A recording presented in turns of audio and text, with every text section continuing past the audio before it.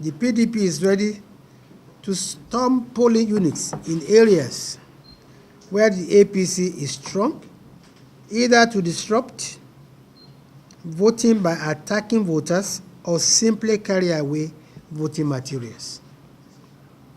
We have it on good authority that the PDP point man has been driving around designated pickup points to drop fake NYSC and military uniforms, guns, and cash. In the clandestine and brazen operation in Lagos, this point man and his team have also added the distribution of fake result sheets to PDP agents.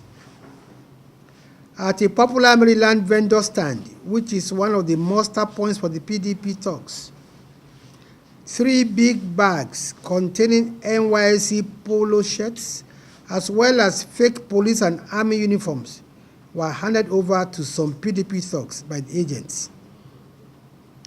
Then at 5:30 a.m. this morning, at exactly the same location, the vendor stand in Maryland, close to the Moby filling station, 2 white Hilux trucks pulled up and dropped 60 medium-sized rectangular cartons. On hand were the same men who collected the bags of fake NYSC t-shirts some days back. Their conversation, which place in Yoruba language, revealed a lot. The 4 men asked from the person delivering the cartons, "Owo nko?" which means where is the money? The man in the car said both the money and the guns were inside the box. He also explained to the 4 men that later in the evening of today, Friday, the 4 men should return to the same point to collect fake result sheets from Bajolaye, the hub of printing in Lagos, that will be wrapped up in newspapers and delivered just like the way newspapers are delivered. The men who collected the guns, fake uniforms, and result sheets are those designated to storm polling units tomorrow. They will also instigate violence across the state with a view to scaring away voters, especially in APC strongholds. The PDP has turned Saturday elections into a do-or-die affair. The plan is to use thugs and militants who have also been imported into the state to intimidate voters, snatch ballot boxes, and provide cover for the PDP to announce false results. Fake ballot papers as well as result sheets are already being issued to the PDP. As we said in our press statement earlier today, the president flew into Lagos on Thursday expressly to oversee the PDP's rigging plans. He met with his point men, Musli Obanikoro, Jimmy Agbaje, and Gani Adams, apparently to hand over the war chest to them. It's interesting that despite their failure, in view of the dollar rain that fell on the southwest to capture the region, they have not relented in wasting public funds to swing the outcome of elections. Nigerians have shown that they cannot be swayed by bribery. If money were to be the determining factor, the PDP would not have lost the presidential elections. Just as they failed on March 28th, they will fail again tomorrow. As I said earlier, the president was in Lagos yesterday and held a night-time meeting with top chieftains in the presence of the AIG Zone 2, Joseph Imbu.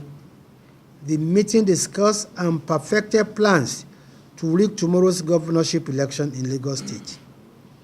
The PDP chieftains complained that the CP's, Commissioner of Police in Lagos, was not cooperating with them and that he was a hindrance in their rigging plans. It was therefore decided to sideline the CP, Kayode Aderanti, and illegally drafting the AIG to take charge of the elections in Lagos. It was claimed that the CP refused to cooperate in allowing the announcement of fake results in the presidential election.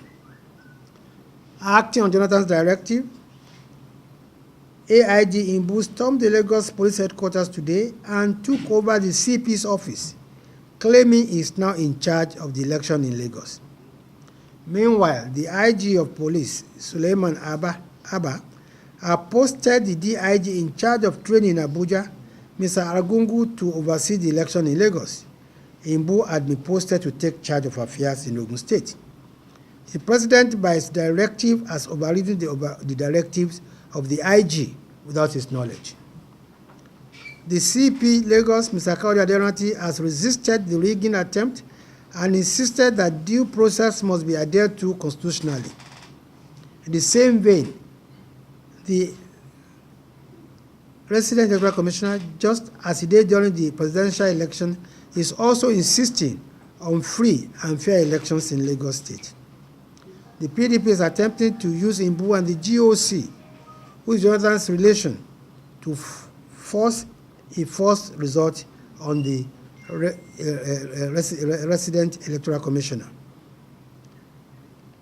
There are also plans to arrest, harass, and intimidate key leaders of our party who already have been targeted for arrest, harassment, and intimidation as part of the measures to destabilize the party on election day.